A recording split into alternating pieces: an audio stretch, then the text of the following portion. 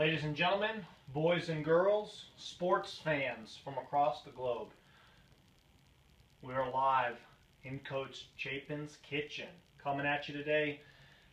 If you saw the picture in the intro, you're probably like, what is it? What's it going to be? I have a sweet potato, some broccoli, I have mushrooms, eggs, some hot peppers that I got from a client. Big shout out to Big Sean. And some onions. Also not pictured, I have some chicken sausages. What I'm going to do is a little twist on a breakfast recipe I like to call the Viking hash. You may have seen it done with bacon, but mixing it up today. If you've been eating clean for a long time or just trying to, put on size or whatever, you've probably eaten an ungodly amount of eggs because they're inexpensive, fast, easy to cook, give you some great inexpensive natural protein. But man, sometimes I just look at eggs and I cannot think about taking one more bite of a hard-boiled egg or scrambled eggs or whatever.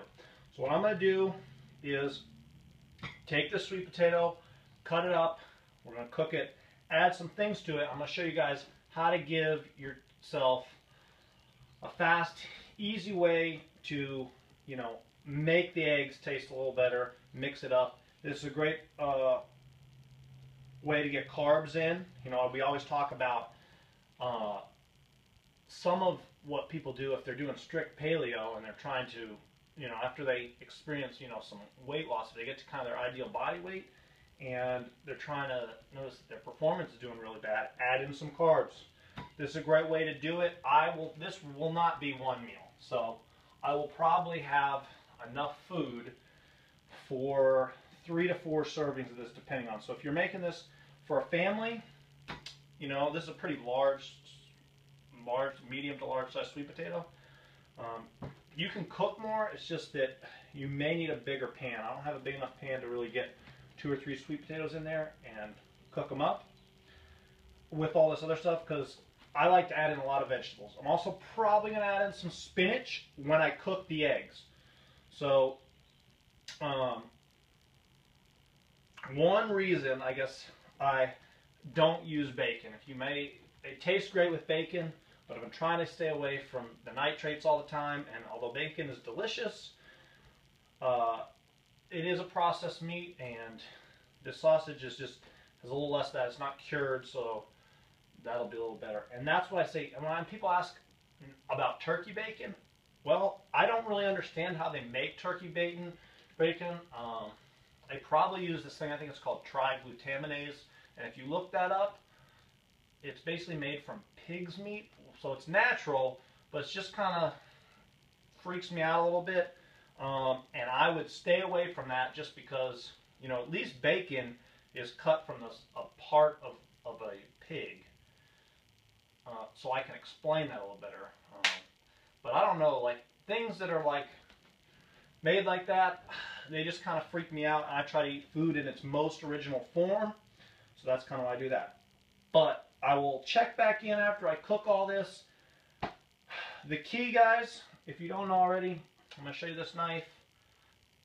Go to a restaurant supply store and invest in some good knives and a sharpener. Now this knife, $30, not too crazy expensive, but you can buy a sharpener. But that way, if you are sharpening this, this is pretty good steel. If something happens to it or you chip it, you're not out $100. And you can sharpen it with a sharpener that requires less skill, and you're not really worried about losing some of that steel. But guys, remember, part of this experiment, share this with everybody. Spread the movement. We're trying to create a group of individuals who are in it for the long haul. Health and wellness is sometimes about delayed gratification, right? So it's not immediate. It's not going to be overnight. And, maybe in 20, 30 years from now, you're like, man, I'm so thankful that I put some time and energy into preparing foods and really getting serious about eating and learning to cook, because it will change your life. And if people aren't believing me, or they don't want to believe me, and they don't want to associate what's in your body as how you feel, how you function, how you perceive the world, I don't know. I can't help you. But this is what we're here for. So maybe this will help. This is just part of it, you know. Another kind of thing is the input of the people around you. So get more positive people in your life. Get more positive knowledge in there. Never stop learning. So this is part of it. You know, I think that that's a big key. But not to get off on tangents. That's just kind of it. Overall message. Better inputs results in better outputs. Whether that's food, education, knowledge, friends, family, all that. You're either in or you're in the way. So we're going to cook this up. I'll check back in. Here is my peeled sweet potato. As you see, this thing's not real stable. It's hard to cut. Could easily roll and cut my finger. Bad idea. Wouldn't want to pay a visit to any of my friends in the emergency room. So what I'm going to do is I will cut this off. And you can do this any item you're cutting, and it'll make a little more stable surface so that I don't cut myself a lot safer. I'll show you that. See, I cut off this piece right here, and now that's flat. So as you can see, it's not going to move nearly as much, and I can cut down here and then cut this up and put it in. So that will save me quite a bit of frustration. All right, there we go. Cut up the broccoli, had that done, and the mushrooms, onions, and then the sweet potatoes. Got a little garlic here too. Guys, just a tip, try to cut your food pretty uniformed. Otherwise, it looks terrible, and if it looks terrible, you probably won't want to eat it, or people that you're trying to feed it to won't want to eat it.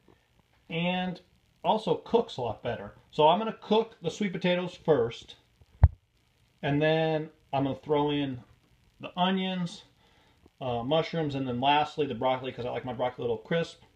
I'll put that in last. When I have a big pan, I'm going to put it all in and let it cook in a little olive oil or natural grass-fed butter.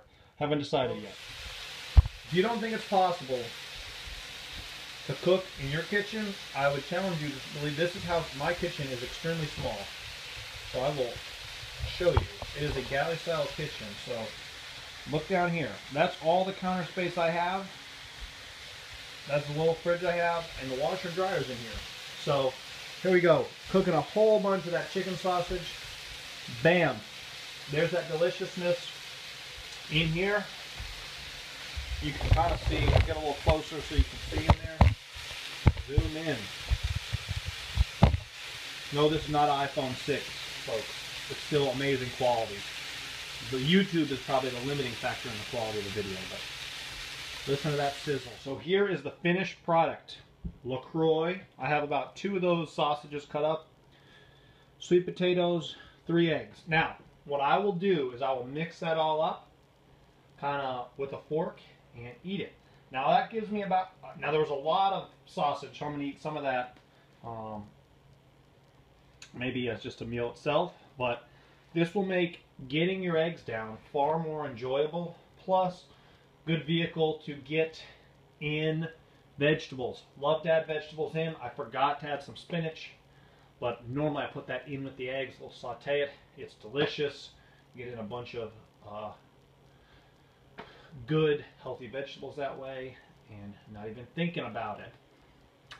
But as always, guys, try new things.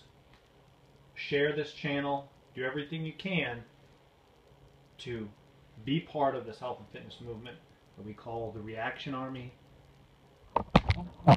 This is Coach Chaipin signing off.